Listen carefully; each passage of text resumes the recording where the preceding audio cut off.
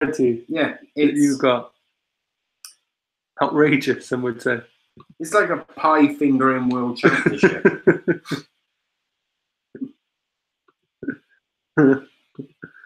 So yeah, we're doing a Monday night, really. We're doing a Monday night, just us sat in the room. But we're going to be chatting, so it's all going to be good. Should we try sharing it? Yeah, if you can. Okay, let's try it. Last little bit of admin. I know everyone loves it. It's huge. Save video clip screenshot.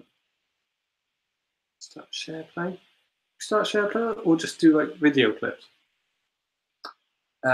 Start share play.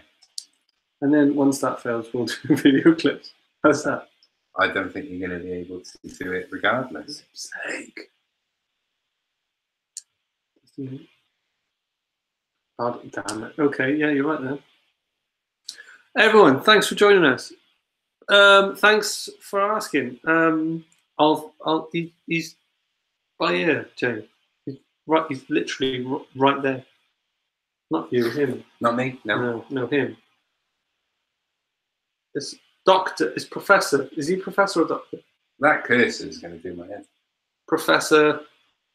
Was he a professor?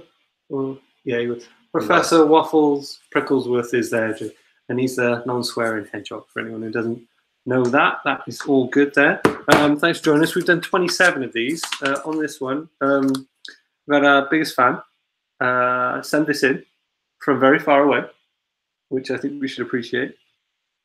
So it says, have fun at podcast Ramble, Scooby and Shaggy. So yeah, that's a little fun bit of memorabilia. That'll go up on the Rambletorium. Ready there. In Gun Ho style, where I know there's football on, people. There is football on. I'm aware of that. But we're gonna keep you updated with the scores as they come in. I got my best boffin on it.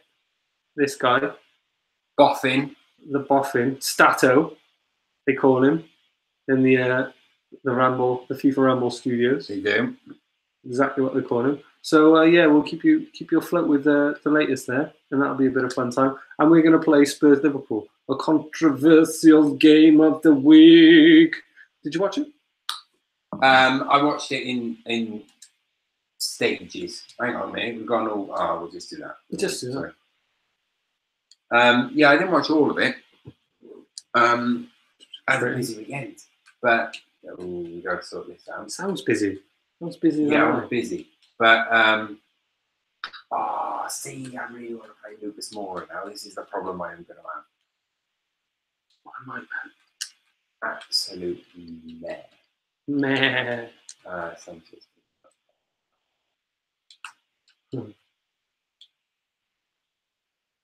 So Spurs Liverpool, we're going to go through. The squad's not that good, is it? No, it's not. Weirdly. Sergio Aguero. Yeah, no, Trippier. Whoosh, Trippier. Well, that means he's blockhead. Yeah, no, I'm good. Yeah, no, we're going to go straight. Give me a wave then. There you go, Andy Gel. Wave for Andy Gel.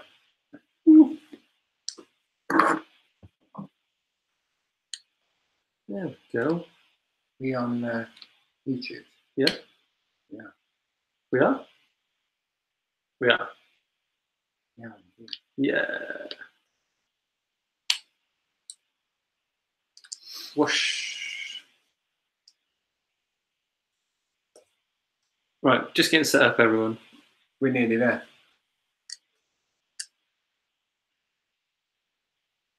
We've got bloopers reel already from this. Yeah. We did 9 minutes, 10 minutes. Couldn't work out what. 10 minutes of solid material. It was. We couldn't work out what was going on for a good 10 minutes. We did. It wasn't posting. It wasn't inviting. It just wasn't doing anything. And it turns out that we were broadcasting it to no one, really. It was lost on the internet. It reached the end of the internet. There's no one there. Yeah, so we had to restart it. We deleted the video from Facebook so that there was no trace of it. We forgot to stop recording on YouTube. So start share play, because you can't create a video clip without starting share play. What's going to happen?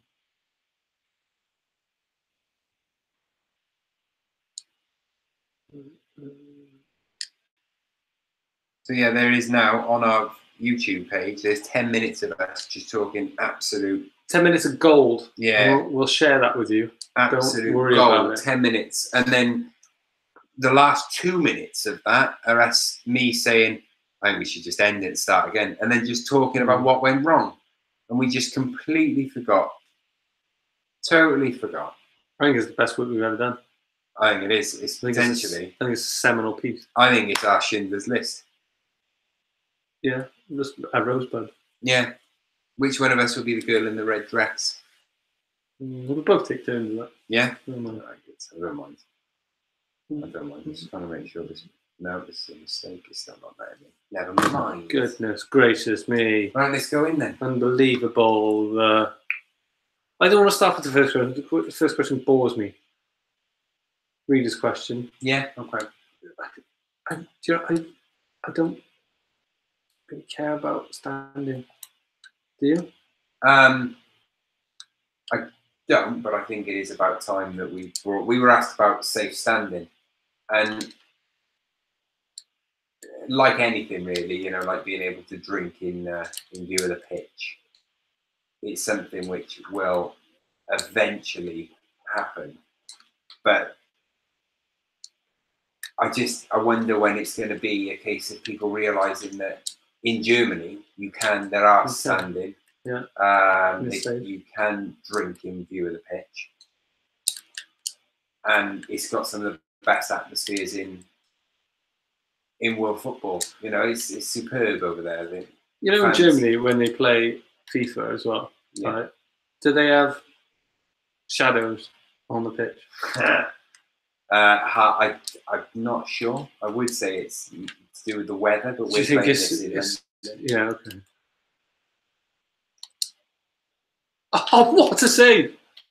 That was ridiculous. That was unbelievable. Okay, and I just want to get back onto VAR. Yeah, we got to. Because I like chatting about it, and it is very interesting to see it take hold. I like it because everyone does seem to be like a little nana with it all. But it's getting, I think there's things that are being done week by week behind the scenes which are pulling it in a little bit tighter. I think refs panic a little bit, and it's going to take a little bit of time to... They're still getting used to it, aren't they? Yeah. You know, it's going to happen. We've talked about this before, and it is going to happen. It is... Are you kidding me? It is going to... Eventually, it's going to roll out across the board. Do you think that they're wise to not put it in the league yet and test it in the cup? Yeah, absolutely. I think it makes absolute sense to do, because next season it'll kick in properly. So it's a good little tagging, and to use it in the cups, it makes absolute sense. Who else is using? Germany's using it, right? Yeah, I think Germany are using it. And I'm just going to lean in really close. I can't believe I missed 2 chances. There you go. So yeah, I just think it's a change of the guard, really. Well, and whoever is against VAR. The problem, it's like anything, isn't it? People want stuff, but they do want things, and they want stuff to change, but they want it to change immediately for the better, like right now. And they want no creases, and they just want to get all the issues ironed out before they've had a chance to... They want it all now. Know what the issues are, basically. You know, it's like people who complain about Wi-Fi on planes. You know, that's what it is, and it's that old thing of you're complaining about something that you didn't actually know existed until 5 minutes ago. No one stops to think, well, this is going to take a long time to implement properly. No one understands as well, like how much time and effort is, and tons of money as well, by the way, is taken into to establish this and to try and fix it across the board and make it as fair as possible, and to put in that work everywhere across the league. No one sees that; they just see, they want it right now. Well, they want it now, and they want it to work perfectly straight away, and that's just not going to happen. This is going to be, it's new territory for everyone involved, including the fans, referees, the assistants, everything. It's going to take a while for it to come on board fully. So until that time, just expect there to be issues, expect it to not work properly, but patience. No one's got patience. No. Yes. Oh. Excellent tackle. But it's going to work. It's like anything. It is going to work. And it needs to happen. But what also, as you realise, is that then those people who are complaining about. To be fair, I do think they're the loud minority. I do think they are the loud minority. I do. I think they're complaining about it. It takes too much time. And the fact is, there's precedent set in other sports. But then also, you get people who complain when it's not used correctly to their, liking. Yeah, it's not benefited them. Yeah, and not used at all as well. Like the case in point, the Virgil van Dijk incident with Lamela. And that it could be seen from a couple of different angles, really, couldn't it? Well, yeah, it's when you see the one where it's facing directly at Van Dijk, it's not a penalty. He barely kicks him. It's not a kick. He's got his leg up and Lamela, and it nudges Lamela, and as soon as he actually feels contact, Van Dijk pulls his leg away. And Lamela goes down like he's being fully. Yeah. He's South American though. Oh. He's passionate as well. He's passionate. He is passionate. He passion coming out of everywhere. He's everywhere. No. He's I like Lamela still. I think he's unfortunate. His injury kept out so long. Who would you prefer, right? Either Lamela, or Sissoko. Oh, who you got? You got one. You have to save one of their lives. Who is it? And put him in your football team. Okay, in this analogy, I'm now Harry Winks, because if anyone is going to be saving anyone in that Tottenham team, Harry Winks is going to want to do the saving. Harry Winks is going to fly in. No. Yeah, you're not getting past the Virgil later there, are you? Harry Kane on this game. Harry Kane on this game. I like those people. Really. You mean he's very Harry Kane for your setup, is he? I mean, he's effective, but he just pinched his pocket then.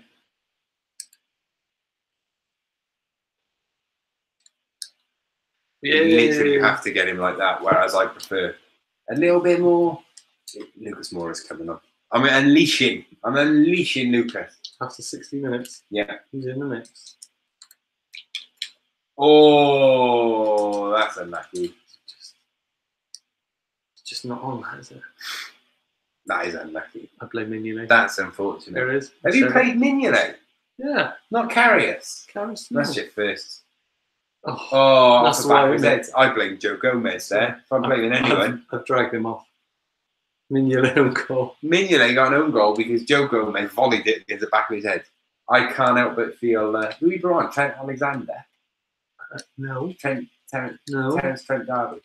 No. Nathaniel Klein. Ah, okay. I thought you brought on Terence Borthwick Jackson. Someone barrel shotgun the third. Walker Peters. Damn it. No way, that's not. Thank you. Michael Dean. The Dean of Mean. Michael Dean. Nearly. Come on. Oh, I don't like it when you're on the break.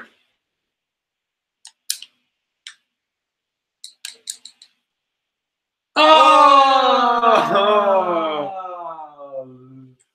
Squandered. Squandered with the Salah. A Salah squander. Oh, can we play a Bournemouth earlier just to get my my phenomenal pun in? Yeah, we'll do it. Thanks. We've got a pun for you later. It's very witty. Harry Winks. Yeah. The Winkle. I'm assuming you're a fan. I'm a big fan of him. Not ready yet though. Just saying. Doing alright. It's going to sound so football statty, and I do apologise. However, he receives the ball exceptionally well, doesn't he? He seems a good receiver. Yeah, That's his craft though, isn't it? He's one of those players where when the ball's passed to him, before he's received it onto his foot, he's already looking for where he's going to play it. It's lovely. How is that not a corner? Spatial awareness. I mean, he'd be perfect at IKEA.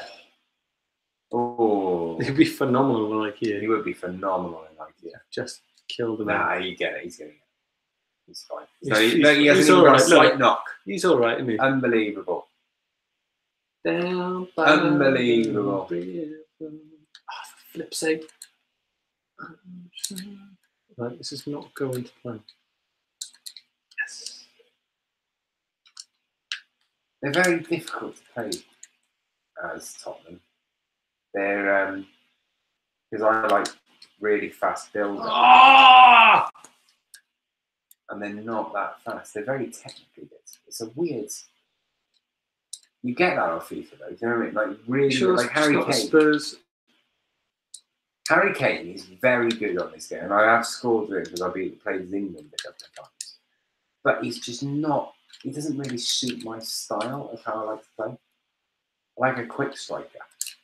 Like, well, if we're talking on the game of big names, Lacazette. Pen. No. Come on. Lacazette was in my Arsenal career mode. Was super. What about Banyang? I'm playing. Yeah, I'm started. You're a Dembele fan, aren't you? Well, yeah, Dembele on this game is extraordinarily good. He's extraordinarily good on this game, Dembele. And if we're just talking like wide attackers,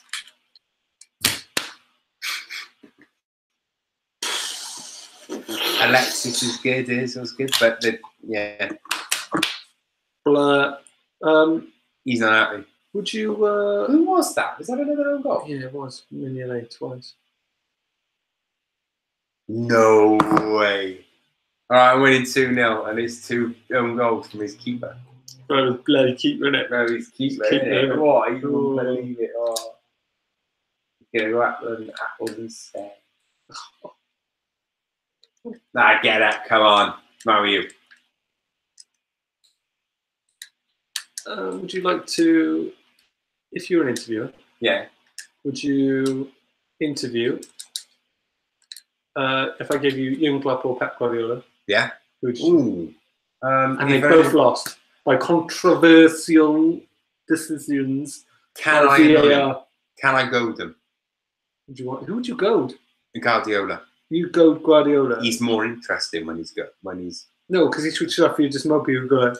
No. When he's goaded, he's more interesting. Switch.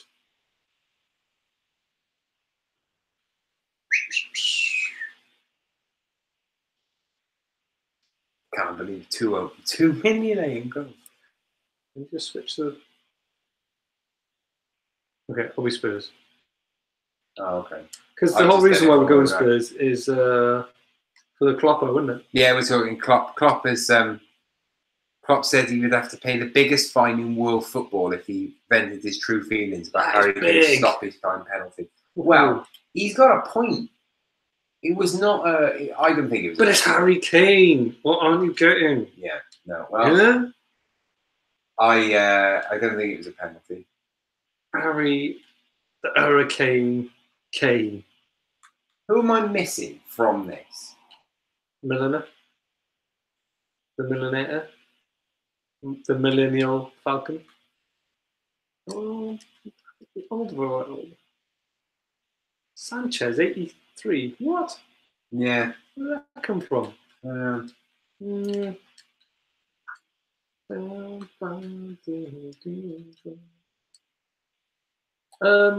Would you have any sympathy for Riyad Mahrez? Yeah. Right. It's a weird one, Riyad Mahrez, because I can't work out whether I feel sorry for him or not. I really can't. I think it's all nonsense. Like, he probably pushed for a move and it just fell through. I don't get all the fact that the players are annoyed with him and this, that, and the other. Maybe one or two, but obviously it's a group of actual humans who they're a team and they're a brotherhood and whatever goes into a squad. Yeah. On the whole, though, you would totally see the move. Any one of those players would have moved the same way, wouldn't it? Apart from Jamie Vardy. Yeah, no, they would have. It's the interesting thing about the Mahrez move. Like I say, I can't work out whether or not I feel sorry for him or not, just based on he obviously doesn't want to be there. He doesn't want. Yeah, but it's a really annoying thing to see from Mahrez because all this month he's been spectacular. Just before Christmas, he was great, trying to push for this move for this particular time. The fact is, he doesn't. I don't consider him putting in the effort all year round. Yeah, it's like in the Craig Shakespeare or like Claudio Ranieri, like to a point.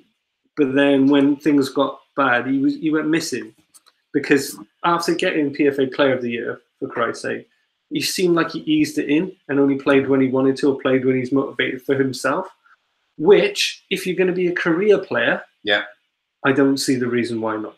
I don't, because it is using your trade as work, and that mentality. If you want to do that, you're gonna do it. You got one more big money move, 26. Then you've got potentially, if you want to coin it in, you either go to Russia or you go to China. Yeah. So if you're a career player like that in your peak, I don't personally see what's wrong with you. If that's what motivates you, that's fine. But your mentality might cause disruption in your career. Now, the good thing about this happening, it opens up a number of possibilities, and for a cheaper price as well. Because they're going to want to ship him straight off. Yeah, they'll do the whole PR thing of like, we welcome him back. No, there's been no problems. He's been lovely. That's what you should do if you're in charge of PR at Leicester, right? You just want to neutralize the situation and put it out there that and take some little snappies of him just having a lovely time and hugging little bald kids or whatever that situation is. It's just going to turn his profile around a little bit. So I think they'll do that easy because good PR in a football club is necessary for marketing. So I think that's the easy part. The other thing is it opens up to a number of different possibilities because they could either ship him off to earn money in Siberia, basically, the Siberian football, you know where that is. Yeah. Or it opens up the possibility of what do you want, Riyad? If you want to test yourself, I got Arsenal there. There's an offer there. Probably a low figure fee. But I think that would be like an interesting thing of see who else throws in there. Because he's damaged his reputation, which we see like Peter Odemwingie and a whole host of other players on that situation. But if you really want to move, what can you do? It's certainly this is his first wrong we don't move. see behind the scenes though. Yeah, we don't know how he is. Well, Leicester win the title, and he's linked with Real Madrid.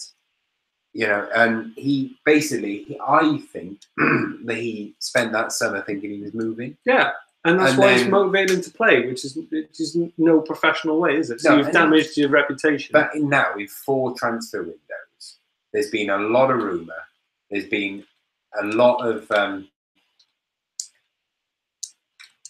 there's been a few bids in, and he basically, after every transfer window, he's knuckled down and he still played for Leicester. He hasn't done a Carlos Tevez, which he hasn't up until this point. He's kept playing for him. He's kept trying. No one can say that Mahrez at any But point. even with pushing for a move, though. He's pushing for a move, but he's, I don't see it he's anymore. carried on. I thought you were going to tackle him. He's carried on playing now. And now he's basically said they did that whole, source close to Riyad Mahrez in the tabloids, which is just his agent feeding them stories, saying that he feels that he's done everything possible for Leicester. He's kept his words. He's played on for 2 years. Which he has. He done another deal behind closed doors, either, especially when he had his new contract in. I heard a ridiculous thing on the radio. You know the radio station list too, of saying, "Well, he signed the contract. He should have considered this, that, and the other." And if he doesn't want to play, don't sign the contract. It's like times have changed drastically, and things change on a drop of a hat in football. It's not a case of, "Oh well, that was." Oh. It's not a case of, that's it, you signed the contract, that's what it is. Like, that's a silly mentality.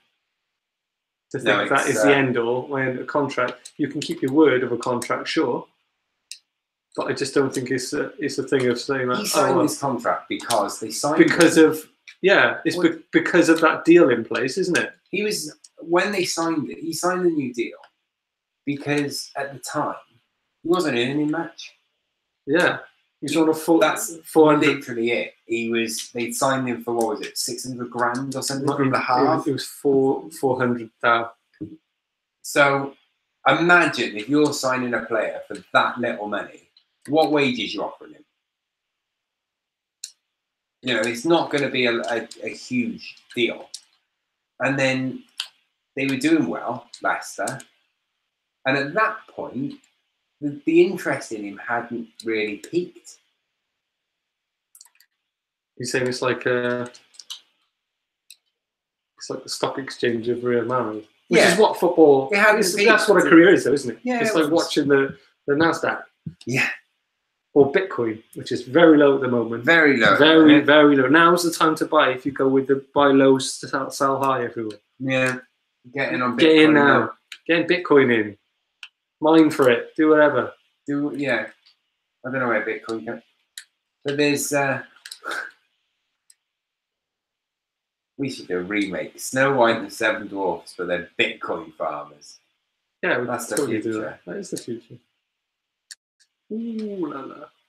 But yeah, with Riyad Mahrez, he signed a new contract because he was paid, very little, and then was an amazing footballer who deserves to have a pay rise based on contribution and parity with other players of that ilk in the league with other teams. And he was right to do it. He wanted to get a wage increase. It's that simple. Mm. But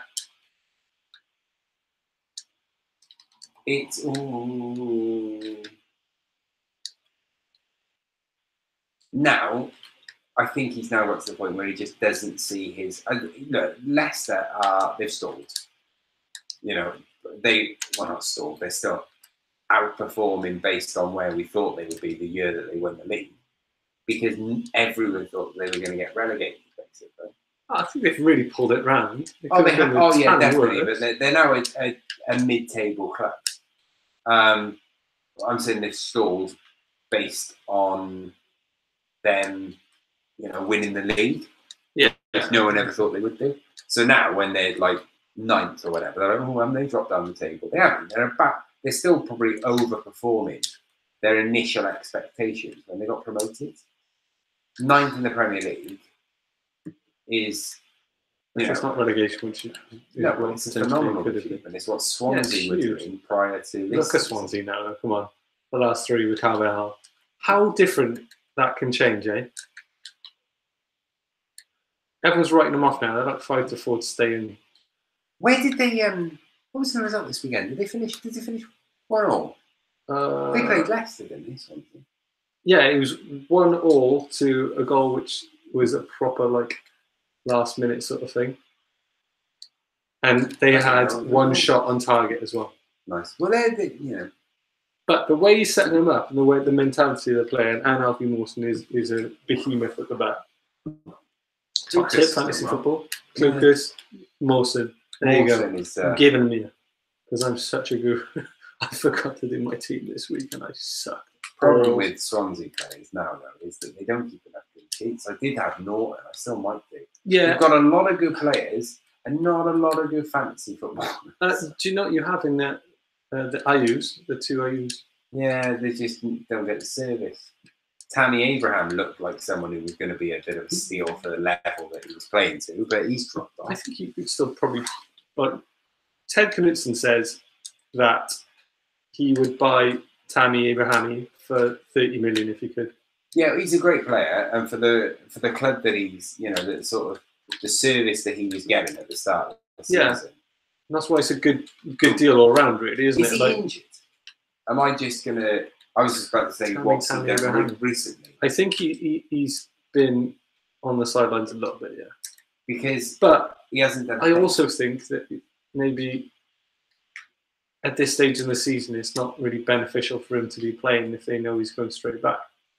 No, know what I mean? Especially if you're getting Ayew in, because Tammy Abraham, remember, he's the only striker at that, and that before Wilfred Bonny came in. Yeah, now Wilfred Bonny is injured, so yeah. Well, Wilfred Bonny and Tammy Abraham. I mean, they're ridiculously different footballers, isn't they? I mean, is he the best person to take Tammy Abraham? No, he's not. Coutinho, get Coutinho. Wild. Yeah, yes, Peter Egan. Big up. Brup. At least it's on time. Well, VAR. VAR. Oh, it's a VAR in there. And should we start an account called VAR and just tweet like from the VAR bot? We should. We'll discuss that off stream. I can't. I'm just giving you an idea there. Go on. I don't really want to say it because someone will nick it. Is it Born James adverts of Ray Winston? Yeah. Have a load of this, you cheeky man. You slag. You slag. Get on these odds. You know, those sort of. Yeah, I know. An account purely based on how often those Ray Winston's head is correct. So literally, it was Ray Winston's head correct tonight at half time. Should we do what? Like do a bet about betting sort of thing? Yeah. Will Ray Winston's head be right at half time? Oh, what a tackle! Goodness me, nice tackle, boy. That's not how you wash it, do you? Give it, yeah. Oh, save. You're in. I'm not going to shout piss. Oh. I need to make some subs here. I need some fresh legs. Sub-institutions. Right, so we've got good ideas there. So we got good ideas there. So how much people bet on betting, basically. Basically. Like it. Not giving ideas away. Left, right, and should I discuss these off stream? It's gonna go crazy. I don't know what to do. I don't know what to do. Everyone's leaving them. Do you know what I'm going to do actually? I'm bring that.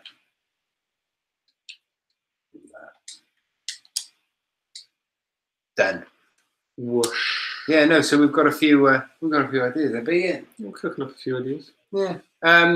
Arsenal. Should we do a little Arsenal corner? Yeah. Or do you want to do your Man United corner? No, I'm good for that. You're good for I'm good at Arsenal corner. I love the fact that people can't really argue with their transferability from last week. They can't, can they? Can you? Yeah. What? Just because you like Giroud, right? His look and how you like to hug him at night, like that's different. I'm throwing out there now. I think Arsenal had a disastrous window. Yeah, that's absolute horse. That's dog poop. I think they had a really bad window. I really. In what way? They got out of the old, in with the new for the level that they did. I'm not saying that they're bad transfers in any way. They're great players they brought in. Brilliant players. They were. Do you know what the problem was then? What I think. What's your gripe? I'm going to pause this because I can concentrate on this. I'm not. Aubameyang was a good signing. A good signing. Right. Mkhitaryan is a good signing. Yeah. My issue with their window is not in who they brought in necessarily. The whole point of a transfer window is to strengthen where you need to strengthen. Did they try to get a centre back? They might have, but Johnny my whole Evans and issue Paz. of this is they needed to strengthen in even, and I would argue, even you take out Sanchez and Walcott from this equation, and we could talk about Theo Walcott all night, but he's a player. And you could even take in those two out, they still need a goalkeeper and a centre-back more, I would argue. I think replacing Petr Cech is more, not, you know, again, not just in the whole grand scheme of things for Arsenal Football Club. Replacing Petr Cech is more important to Arsenal Football Club than replacing Alexis Sanchez was. Reece Nelson, Maitland-Niles, Iwobi, there's a lot of players who, all right, talent-wise and whatever, he's not a like-for-like replacement, none of them are. However, Reece Nelson is a talent. Eddie, right. I can't pronounce his name, but Eddie, he's a talent player. Friend of the Ramble. Friend of the Ramble. They needed to sign a goalkeeper and a centre-back more. Now, that is one issue that I have with them, albeit they brought in new players. I think they brought in players in the wrong positions that they needed. But my biggest issue is... Yeah, but my biggest issue is that the three players that they let go, Giroud, Sanchez and Walcott, every single one of those players strengthened their rivals. That's ridiculous. I think that was a massive error. If Alexis Sanchez says, no, I'm not going, fine then. You could. Everton are nowhere near. Everton are not that far behind Arsenal. Everton aren't they? Telling you. If Arsenal look over their shoulder, Everton are very close. Right. They're a lot closer than... I agree on the Man United, Chelsea. That would never happen in any part. No one else would do that. I don't understand how you can let Giroud... Sanchez looked Sanchez-like, didn't he? Sanchez has been... Apart from the Spurs game, which they just... Maximum United points. Didn't... Maximum bonus points. Yeah, well, United... In the Spurs game, United didn't produce a lot, and they weren't firing on all cylinders, and Sanchez took the brunt of that because people want him to fail because they've got this thing against his wages, which is ludicrous because we live in a world where John Joe Shelby is paid nearly 100 grand a week. So don't talk to me about so don't talk to me about Alexis Sanchez. Shut up. It's a non-argument. Juicy. He's a free transfer. Juicy orange. He's supply and demand. The fact is that transfer, if it had happened when he had 3 years left on his contract, they still would have paid a massive agent fee. He still would have had a massive signing on bonus. He still would have had massive wages, and he'd have cost 60 million. Mm-hmm. United got him for free.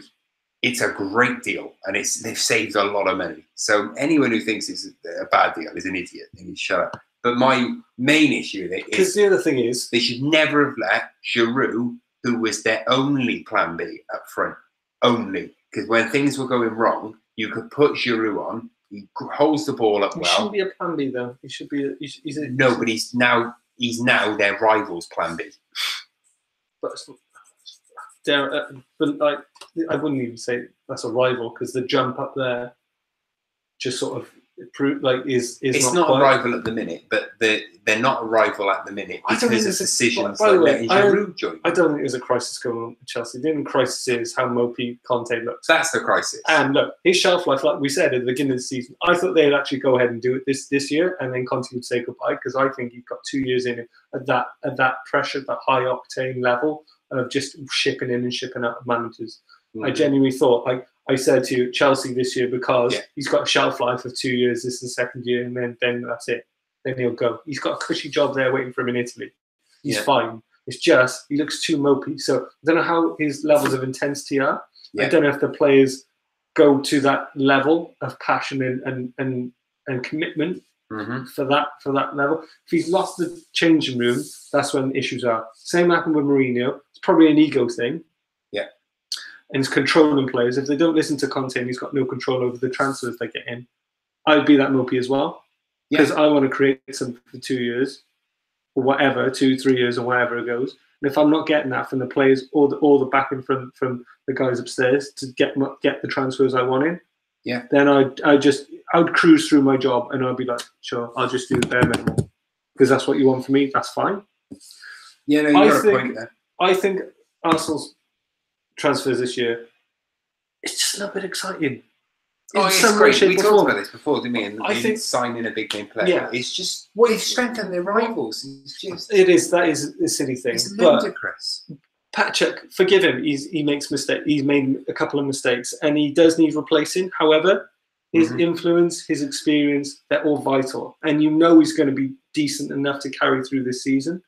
Yeah, like on the whole, I think they definitely need to bed in a new keeper soon and get someone in. Yeah, because he's 35 now. He's done all he can, but don't forget his influence, and probably in the changing room as well. And he's a good role model. And he's brilliant. I just think, but yeah, on a high level, he'd be better off in the dressing room and on the bench. He is totally struggling. Yeah, he is. But I think he can see that first team. Petr should not be. By the way, the centre back, you've got brilliant centre backs there when they are fit. The problem has been when they're fit. Mertesacker's done. At the end of the season, he's going to win the ranks. Yeah, but what you've got there is big Koscielny, who was ravenous, like in that massive victory, and it shows the team's gelling. Mkhitaryan, by the way, no one's brought up the fact that Mickey, Aubameyang, Mesut Ozil have great chemistry together. Yeah, they're as brilliant. well. And front four is superb. So I think worry about that's totally worked, because, like we said, why keep a player there if they don't want to be there? It doesn't make any sense. So you just let someone go. The fact is, the same with Petr Cech coming to Arsenal. It's that sort of thing, though, because of that personal touch of, like he's probably said, my family's in London, I want to stay in London. Yeah. This is the option I've got. Strangely, Chelsea have got a position going. Off the back of Petr Cech going to Arsenal, it sort of cancels each other out. So in that respect, it's sort of like, well, okay. The question is, was that Arsene Wenger being too nice and saying, no, you'll go wherever you go because this is the nature of the game, and if I can get you a higher pay elsewhere, then you go in there. You have no control over that. The fact is, there must have been something personal keeping that decision in London.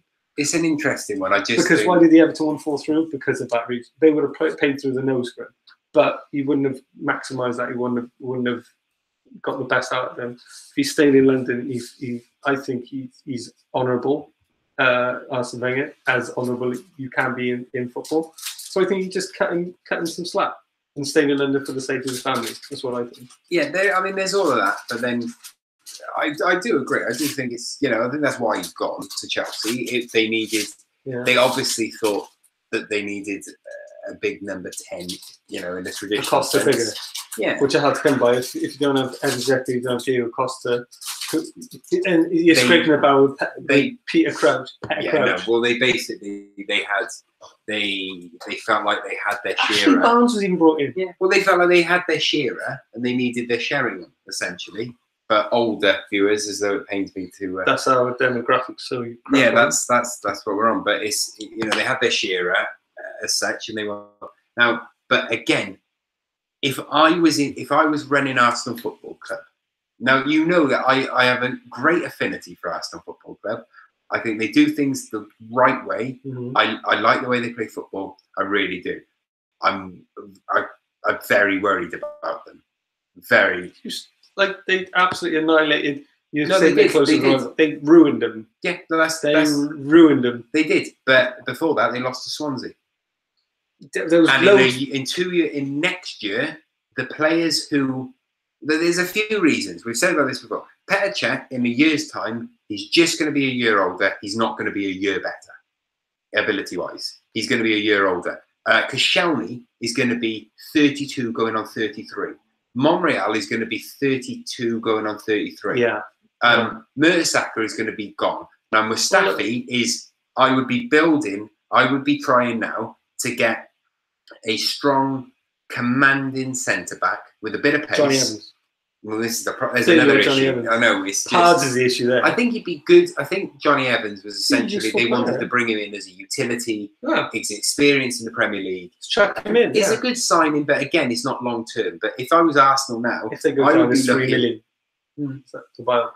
Well, Yeah, you need someone else, and they will. I would be looking at bringing in a strong. Again, I'm not. Right, who, Look, it could be tons worse, is what I'm saying. I know it could be. It could be a lot worse, but it will be in 3 years' time unless they sort it out. But now you can bring that in. They've got a new guy on transfers. Like they got a new scout. Like that's at the heart of. That's why they were able to get Aubameyang in, and it makes total sense to get Mickey and Aubameyang, who used to play with each other, like and have that affinity. That's really hard to get at that high level. So I think that works. My point, which is coming back to, how far ahead would Arsenal be if financial fair play actually happened? If it actually was brought in, because I heard everyone pissing and moaning this weekend, even before like last week, when it was a case of Man City, they're too good, they've got the riches now, they can get all their money in. Like, if that wasn't the case and it was more of a level playing field, I had people like pundits saying, "Oh yeah, it's just not fair anymore," and then that's echoed on a professional level. You've got Arsene Wenger saying it's a bit boring. Like you get like these clubs like Bayern Munich, like who just stomp everyone. They annihilate the competition. They get who they want. Like the Real Madrid days, sort of like most of the yeah. But then you Barcelona, obviously. PSG. Yeah, PSG. That type of powerhouse, which you could say, okay, FIFA, like fair play is not in play now. That's why they've had to resort to Aubameyang, but they've done it in a very savvy way. They've got a marquee signing, and they save money doing it, and they've offed the players that don't want to be there. I think that's a sense, considering it's like a month long and players could go here, there, and everywhere. Yeah. On the whole, I think that's great. I would say that Arsenal would be miles ahead a couple of years ago if financial fair play was actually a thing. If financial fair play was a thing and it was properly enforced, yeah, I do agree. Again, and that's what Arsenal were building for about 5 years ago, and it didn't happen. My point keeps coming back to, let's say you could, right, there's two, because of the age that we're both at, I think that we could talk, say Man United, go Ferguson United. Yeah. At the age that we're both at, there's 3 teams that I could probably talk about, yeah? United. You've got the Palace, Bruce, Parker, Ince, Keane, Dennis Irwin, Schmeichel, Giggs, Lee Sharp, Brian McClare, Mark Hughes. That era, Cantona, that era. Yeah. Then you've got the 95, 96, going into 97, 98 era, and the treble era. So in that, you've got Beckham, Keane, Giggs, Scholes.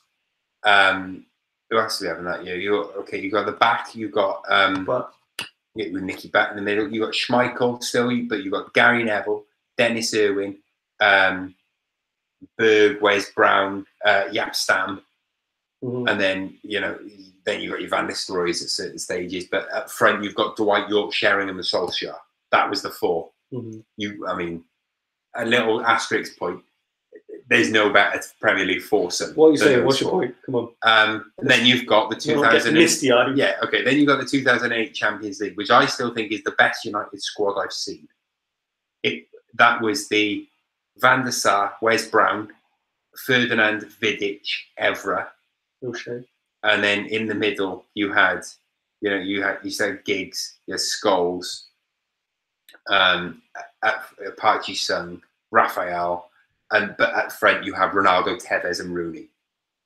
Now, any one of those 3 squads, can you imagine at any point Blackburn Rovers, Arsenal, Newcastle coming in and saying to Ferguson, say in the 99, after 99, we just won the treble, say, comes in any of those areas, and Newcastle United come in and go, we want Dwight York. Ferguson had just laughed them out of the room. Different time. Not having it. Different time. 2008. Right. If Chelsea had come in and said, oh, we want Wayne Rooney, he never would have sold him.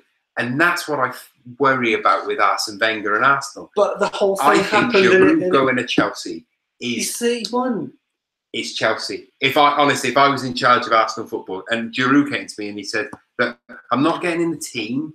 I've played a lot of games for you." So would you ship him and his family off? No, I'd keep him. I'd say, "Look, I understand all of this," and I'd as you say, and Wenger's done it as almost like a favour, and I agree.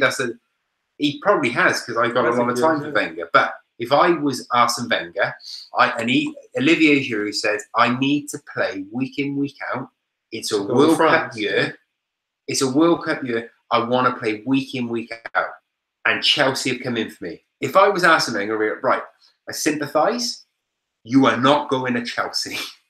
You are not going to a Premier League team. End of discussion. Look into the camera and see you're not going to Chelsea.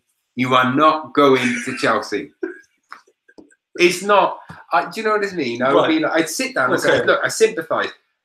However, I'm sorry, as a manager of Arsenal Football Club, who are still pushing to try and break the top four, Chelsea are in that top four. So the teams they're trying to overtake, they're not trying to overtake Man City because it's not going to happen. They're not going to catch Man United.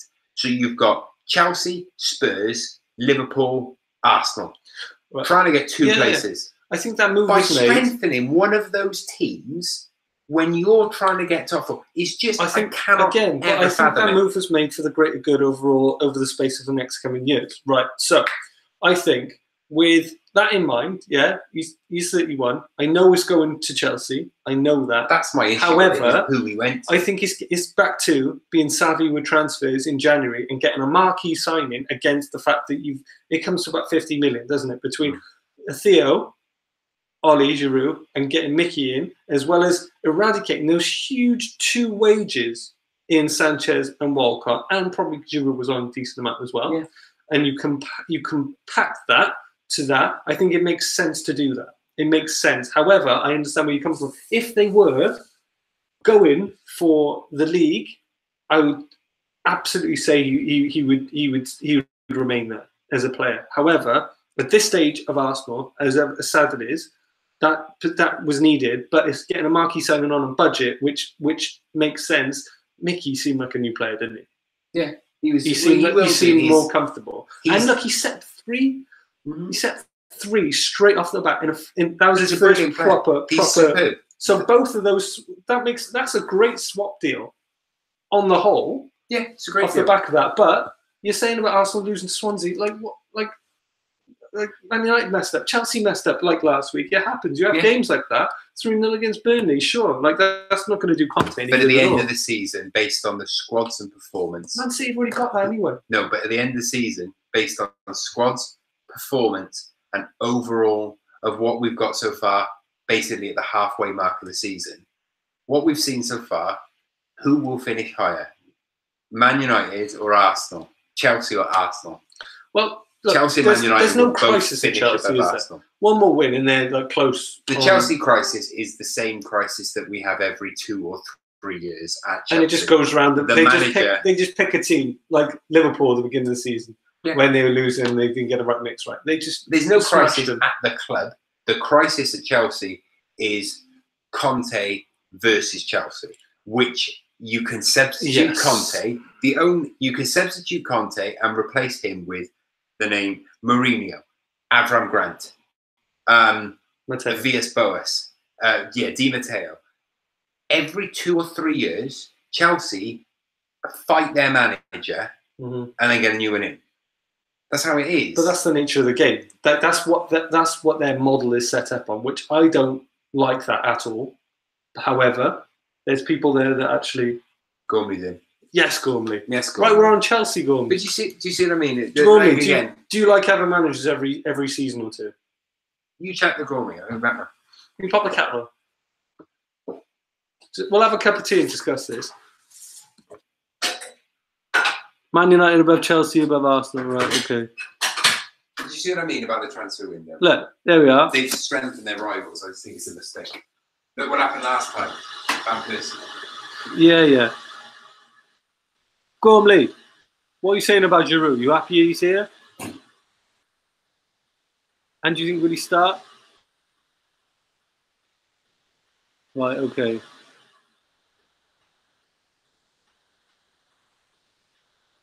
I get you, Gormley.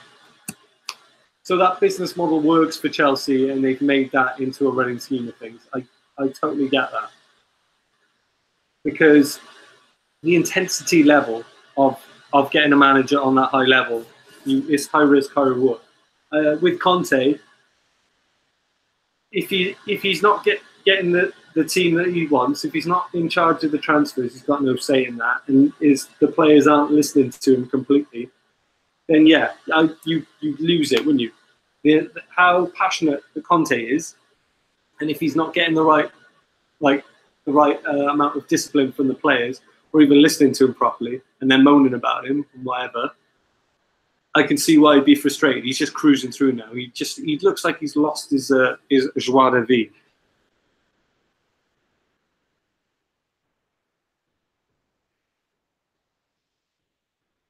Need Giroud playing second half. Right, I'm back. That was quick. But yeah, do you see what I mean? Just to close off the Arsenal chat, at the end of the day, I appreciate that it almost is like they've got rid of the 31-year-old striker for a lot of money. I think that's a great deal. Yeah, it's a brilliant deal. If it wasn't to Chelsea, if they sell in Giroud, there's got to be some personal attachment there. I wouldn't care. Look, like I said before, I wouldn't care. It's a pet check. You were his employers. You were his employers. I genuinely now. I think the Man City have done. It's going to be an unpopular opinion with my fellow Man United fans. Man City have done a hell of a lot of good, hell of a lot, and it doesn't get talked about weirdly. And it's the many thing with Man City, but they've done a lot of good. They've done. I think obviously now at the minute they've integrated their women's team with their men's team. Yeah. There's no thing. It's just one Man City, like Arsenal did, where we are Arsenal and lose. Is it Lewes down in Dortmund, Hampshire? Lewes, yeah, not Lewes, is it? It's Lewes. But Lewis, or down in Hampshire, they just integrated as just one team. But the biggest thing which I liked about Man City was when Carlos Tevez was agitating for a move. I want to go here, I want to go here. And they said, fine, rot in the reserves. To prove a point. Yeah, now you sit there. Now there is an argument to be made that they could afford to do that. They can afford that. However, Giroud was not doing that. Giroud was just saying, "It's a World Cup year. I want to move." I would have said, "You can go anywhere because we're willing to let you go. You can go to any club you want, but you're not staying in the Premier League. We're not selling you to Premier League." Yeah, but it's not a charity. It's a business. It's a football club and a business. Right, I've had this deal come through. Right, I can't stay in Cardiff, but they've doubled my wage. Yeah, but it's totally different. Ring. But I'm not contracted I'm not contracted to an employer. I'll have to call you back. But you see what I mean? Regardless of all of that, Arsenal aren't there to make Giroud's life better. Arsenal are there. Ruthless. Yeah, Arsenal are there to be a successful football club. That's their role. They're not his marriage guidance counsellor. How do you think Gormley will be with Giroud? Seeing Giroud in blue. Giroud's a great player. He's amazing. I love him. I think he's a brilliant player. And I've got Arsenal obviously had no issue letting him go. It's just, if I was in charge of Arsenal, I'd be like, I understand that your family may be settled. I understand that you want to stay in the country. However, we are not your therapist. We are your employer. It's not our job. It's not our job to say, oh, we'll sell you wherever you want to keep you happy. It's Arsenal's job to say, we're going to sell you, make money off you, but you are not going to come back and haunt us. Van Persie, one of my only fond memories of the whole Moyes era was Van Persie scoring against Arsenal and doing his nuts and loving it. It was one of my fondest memories. And he went to United, and I'm not saying it's going to be the same with Sanchez or with Giroud. However, you sold Van Persie to Man United, and they won the league. Wow. Yeah, that's a horrible one. But you're saying it about why would you even create an opportunity where that could potentially happen? Because it's not going to happen this year. But it's not out of the realms of possibility. But next year you will watch Alexis Sanchez lift the Premier League trophy with Man United. This is exciting. Well, this is why it's exciting. Or Giroud lift it with Chelsea. This is why it's exciting seeing Aubameyang playing, because that's an aggressive move for Arsenal. Yeah. That's not happened for ages, right? And you're saying about like players going to rivals. It stopped the trend. And where did it get us? With Theo Walcott and the whole signed the thing. Theo, remember that? No one gives a shit now because he hasn't lived up to the expectation on what that entailed. When he signed that contract, he was supposed to kick on. The fact that he hasn't and he's just remained on a level of comfort for so long proves that sometimes that doesn't work and it doesn't matter.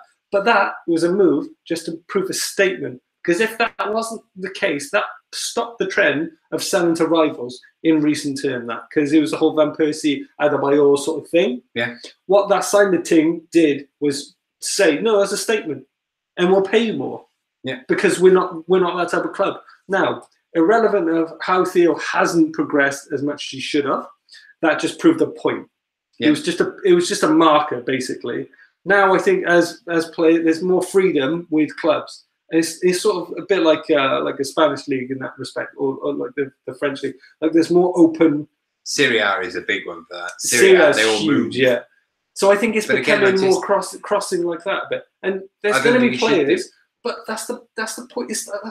That's why we love football, because it's the theatre about it. And I was going to ask you to help me do a list of spike players. Yeah. Theo almost did it, by the way, but he bottled it. Like he was very well cushioned, as the term is. Yeah. He was through on goal and he buggered it up. Yeah. In a well cushioned way, and he made Big Sam. Yeah. Yeah, we should do. It put it out there, you know. Yeah, like that's the situation.